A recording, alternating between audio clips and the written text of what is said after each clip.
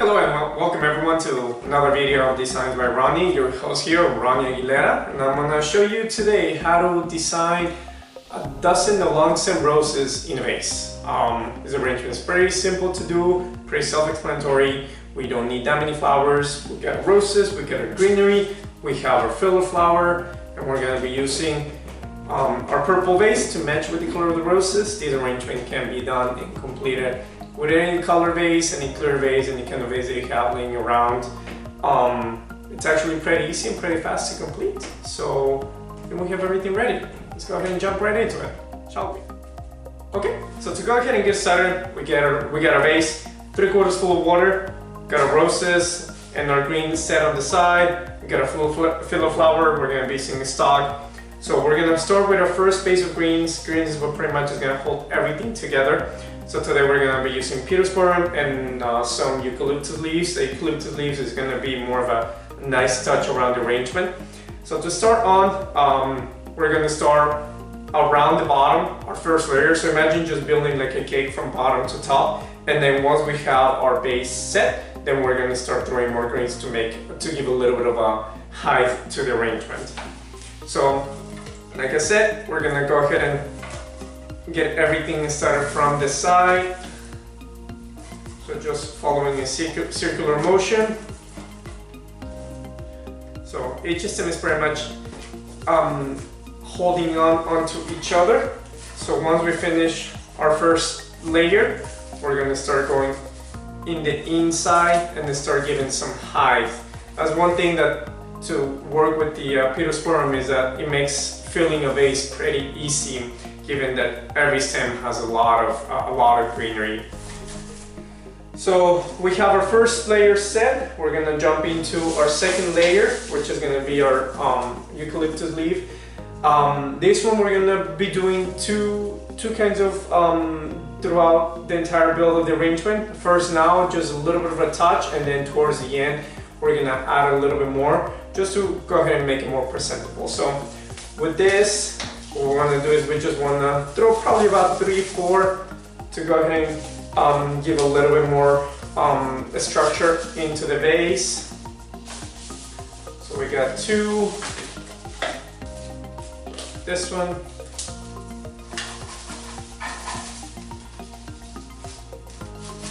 we got 3, and then we'll go one more. One good thing about these kind of green is that every stem pretty much comes back a lot of greenery in it, so you can split it, you can cut it as needed, and then just work with it. There we go. So we're gonna fill out just a little bit more.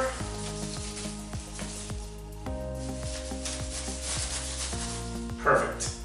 So once we have that set, so we have our greenery set, that's pretty much just what that's going to do is going to hold our roses together. Now, to go ahead and jump into a dozen of roses, one trick that I would like to give is divide them in 6, 5, 1. So 6 will be the base, 5 will be the next layer, and then 1 will be your top rose. So I like to make sure that my top rose is my prettiest rose throughout the dozen, and the one that is it's the most straight rose. So we'll lift that one to the end. And then we'll grab our set of 5, and then we'll grab our set of 6.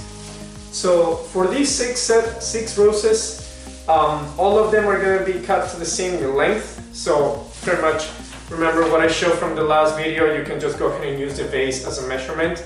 So we're going to go a little bit slanted to the side, give it some width to the arrangement. So like I said, we're going to measure from the base. That seems about right. The length of the stem looks pretty good. So I like to use 1 first and then copy the same length of that stem to the other 5. So this looks good to me. So I'm going to go ahead and just chop a little bit of it. Follow that outward side. So we're going to go 2. Remember that some roses might be a little bit longer than others, so that's okay, you can just keep playing with it. Now, I didn't take too much greenery out of the stem of the rose. given that I'm using that greenery as an additional kind of greenery to the arrangement to make sure that everything holds together. So that's 5. And then we'll do one more, 6. So we have our first layer set. We're gonna go into our second layer. Same thing, we're gonna measure. That looks pretty good. So, and then we're gonna go into our next, just a little bit higher than the previous base, and the previous row of roses. And then we're already starting to give this arrangement some form. 5. There we go. And then our last one, which is our top rows, we want to make sure that that's the one that gives the most height to the arrangement. So that looks good to me. And there we go. Perfect. So from here, we already have our 12 roses. So we're gonna add a little bit more greenery towards the middle. As all of the cedar eucalyptus, as we kept putting the roses in, they all kind of fell a little bit to the side. So to make that a little bit, to give more greenery to the top, to make sure that we cover the stem of the roses. We can add a little bit more right in the middle and then spread it out. There we go. We'll do one more over here. We don't want to add too much green to the arrangement, as that is just gonna take the beauty of the flower away. That just goes with everything. We want to make sure that the rows of the flowers that we're using, that's what actually stands out. So we have our 12 roses in set, and then we're going to use a filler flower. So for this arrangement, I chose a stock. Filler flower can be anything. It could be baby spreads, it could be Monte Cassino, it could be estromerias, it could be daisies, carnations, mini carnations. So the filler flower depends on the kind of main flower that we're using with roses. To keep it a little bit elegant, I like to make sure that we use either stock or Monte Cassino. That's just my personal preference. So for this one, I chose a stock. So for here, we're gonna go with about 8 stems of stock. The only thing that I'm gonna do here is just fill through the empty spaces.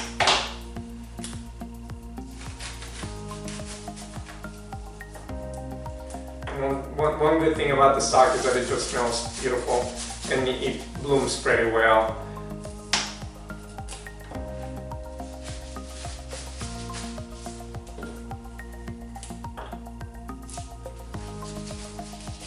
And one thing that we do want to keep an eye on, so I'm not taking the greenery that comes with the stock, same thing, to make it easier to hold onto the arrangement, but we don't want any of that greenery to go into the actual water.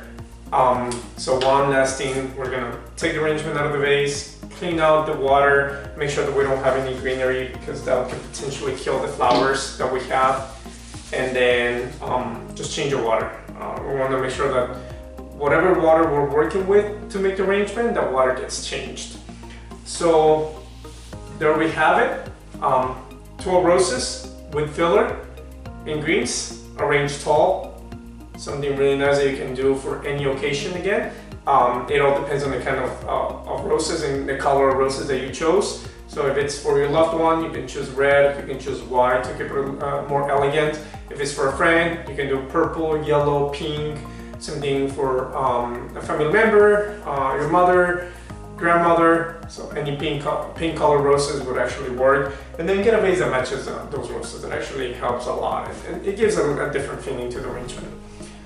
So with that being said, that completes it. That's it. It doesn't take that long actually to make a dozen roses. That's why they're pretty popular from a flower shop perspective. It takes what, 10 minutes tops and you're set. It's just knowing the sequence. Greens, roses, filler, and that's it. So just remember that trick for the dozen roses, 651, that would actually get you pretty along the way, and then the rest is just filling out the empty spaces, and you don't actually need that many flowers to complete something like this. So that's it, we're all set.